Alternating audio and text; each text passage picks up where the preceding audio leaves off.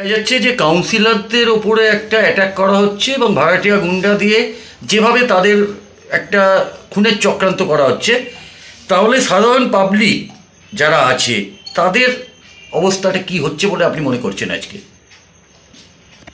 না, পশ্চিমবঙ্গ একটা শান্তির জায়গা, এখানে সাংস্কৃতিকের পীঠস্থান। সেই জায়গায় দাঁড়িয়ে যখন শান্তি বিরাজ করছে, সেইখানে কিছু সাতান্বেষী লোক এইটা উচ্ছৃঙ্খলতা বাড়িয়ে দিয়ে পশ্চিমবঙ্গকে অরাজকতার মধ্যে নিয়ে গেলে তাদের স্বার্থসিদ্ধি হবে বলেই আজকে বিভিন্নভাবে তৃণমূল কর্মীদের উপরে এবং কাউন্সিলরদের উপরে আক্রান্ত করার চেষ্টা করছে। এবং যেটা আমাদের পশ্চিমবঙ্গে ছিল না, কথায় কথায় খুন, কথায় কথায় গুলি, সেটা বেড়েছে। এটা প্রশাসন যথেষ্টভাবে চেষ্টা করছে। এই 10 কোটি মানুষ পশ্চিমবঙ্গে, সেই জায়গায় দাঁড়িয়ে প্রশাসনের যতটা সম্ভব ততটা করছে। তাই সেই জায়গায় দাঁড়িয়ে আরেকটু ইনিশিয়েটিভ নিতে হবে। দলের থেকেও চাইছে পুলিশ প্রশাসন যদি আরেকটু সতর্ক হয়, তাহলে হয়তো এই যে বাইরে থেকে অস্ত্র ঢোকার যে প্রবণতা বেড়েছে সেটা কমে যাবে। তাই আমরা আশা রাখি যে যেটা শুরু হয়েছে সেটা অবিলম্বে বন্ধ হবে। এবং মমতা ব্যানার্জি সতর্ক দৃষ্টি রেখেছে যে কিছু বিরোধী চক্রান্ত পশ্চিমবঙ্গে চলছে, কেন ভোটের মাধ্যমে ক্ষমতায় আসতে পারছে না। যদি অরাজকতার সৃষ্টি করে কিছু স্বার্থসিদ্ধি হয়, সেই চেষ্টার জন্যই আমাদের কাউন্সিলর এবং কর্মীদের উপরে গুলিগালা, খুন খারাপির চেষ্টা চলছে। যেভাবে দেখা যাচ্ছে 2026 পাখির চোখ অর্থাৎ বিধানসভা ভোট, দলীয় কোন্দল বারবার করতে বারণ করছে, সেখানে দেখা যাচ্ছে দলের বর্ষিয়ান নেতারা কাদা ছোড়াছুড়ি করছে। এতে তো বিরোধীরা আরও স্ট্রং হবে। 2026 বিধানসভার ভোট ফলাফল কী হবে বলে মনে করছেন আপনি? এখন ব্যাপারটা বিধানসভার যে 26 তৃণমূল আসবে এ নিয়ে কোনো ব্যাপার নয়। মানুষ, পশ্চিমবঙ্গের মানুষ জানে যে উন্নয়ন কার হাত দিয়ে হতে পারে। মমতা ব্যানার্জি যতদিন আছে, কিছু কিছু দলের মধ্যেও তো স্বার্থ নিয়ে টানাটানি চলে। এখন বর্ষিয়ানদের মধ্যে কোনো কাজ সেরকম নেই যারা এই সমালোচনাগুলো করছে, যেগুলো দলের মধ্যে হওয়া উচিত।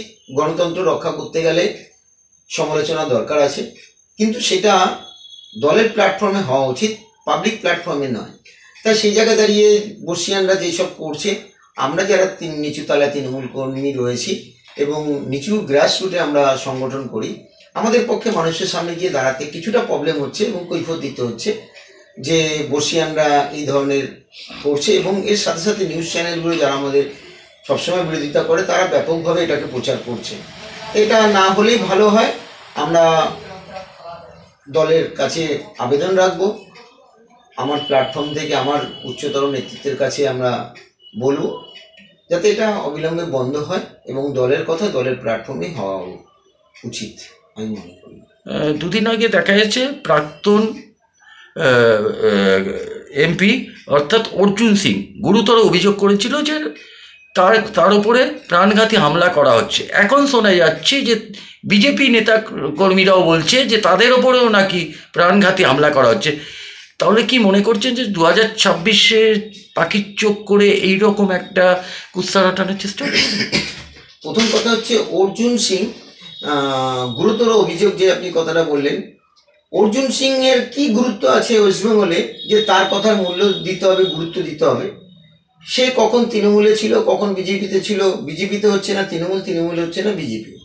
তাহলে এমন গুরুত্বপূর্ণ আপনারা মনে করছেন, আমরা মনে করছি না তার কথার কোনো গুরুত্ব আছে। সে কখন কি বলছে, তার প্রয়োজনে তার যখন স্বার্থে ঘা লাগছে একটা করে কথা ছেড়ে দিচ্ছে। এবং কিছু নিউজ চ্যানেল আছে যারা তৃণমূলের বিরোধিতা করে এসছে, তারা এই প্রচারগুলো করে বেড়াচ্ছে যে ওদের উপরে প্রাণহানি হতে পারে, এই হতে পারে। বাবা, নির্দিষ্ট জায়গায় থেকে রাজনীতিটা করুক, মানুষের সাথে মিশে থাকুক, তাই ভয় পাওয়ার মতন কোনো কারণ নেই। চক্রান্ত করে চেঁচালে তো হবে না। আগে নিজেকে ঠিক করতে হবে যে ভাটপাড়াতে আজকে এই যে গুন্ডামিটা, এটা কেন হচ্ছে, এর জন্য তো ও দায়ী। তাই সেই জায়গায় দাঁড়িয়ে আজকে ও বেকায়দায় পড়ে বলছে আমার প্রাণঘাতী হতে পারি, আমার ভয় করছে, আমার প্রোটেকশন চাই। এই যে চেঁচামেচি করার যে চক্রান্ত, এটা মানুষ গুরুত্ব দিচ্ছে না, যার জন্য আজকে ভাটপাড়ায় দিন দিন ওর জমি হারাচ্ছে, গুরুত্ব হারাচ্ছে। তাই আমরা মনে করি না এই ধরনের অভিযোগের কোনো গুরুত্ব আছে, মানুষও কোনো এই নিয়ে চিন্তা ভাবনা করছে বা আলোচনা করছে। এর সাথে 26-এর ভোটের কোনো রাজনীতিতে আঘাত আসবে, মানুষ অন্য কিছু ভাববে, এরকম কোনো ভাবার কোনো কারণ নেই। যেই জায়গাতে মমতা ব্যানার্জি দাঁড়িয়ে আছে, যেইভাবে মমতা ব্যানার্জি একা ওয়েস্ট বেঙ্গলকে টেনে নিয়ে চলেছে, অনেক প্রতিকূল পরিস্থিতিতে কেন্দ্রীয় বঞ্চনার বিরুদ্ধে রুখে দাঁড়িয়ে যেভাবে পশ্চিমবঙ্গকে আগিয়ে নিয়ে চলেছে, তাই 26-এর বিধানসভায় অনায়াসে জিতবে, এতে কোনো চিন্তার ব্যাপার নয়। কালকে ভারতবর্ষে মধ্যে মনে হয় ও বসবাস করে না, আমার মনে হয় এই কারণে আজকে যত স্টেট আছে পুলিশ তো সেই সরকারের অধীনেই কাজ করে, এতে দলদাসের কথা তো আসছে না। আজকে সরকার যে চিন্তাধারা নিয়ে চলছে সেটা ফলপ্রসূ করছে, সেই নীতিটাকে প্রয়োগ করছে, সেই নীতি নির্ধারণের জায়গাতে পুলিশ আছে, সেই প্রশাসনকে সামনে রাখছে। তাহলে সেইখানে দাঁড়িয়ে সরকার হচ্ছে তৃণমূলের, তার মুখ্যমন্ত্রী হচ্ছে মমতা ব্যানার্জি, সেই পুলিশ মন্ত্রী হচ্ছে মমতা ব্যানার্জি। তাহলে পশ্চিমবঙ্গের যাবতীয় কিছু সেখানে তো সরকারের নির্দেশ মতনই তো পুলিশ চলবে। তাহলে কি এটা কি মানে সরকার একদিকে পুলিশ আরেকদিকে ছুটবে? সরকারের কথা মতনই চলবে। তো দলদেশের তো আসছে না, আজকে কোনো পার্টির লেভেলের কেউ তো পুলিশকে হুইপ করছে না যে আপনি এটা করুন এটা করুন।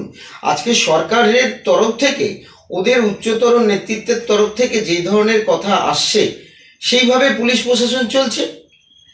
সেখানে দাঁড়িয়ে তো দলদাস দল বলে দেবে পুলিশ কি করবে, এটা তো আমরা তো মনে করছি না। পুলিশ মন্ত্রী সরকার যেরকমভাবে পুলিশের উপরে ইনস্ট্রাকশন আসছে সেইভাবে চালাচ্ছে।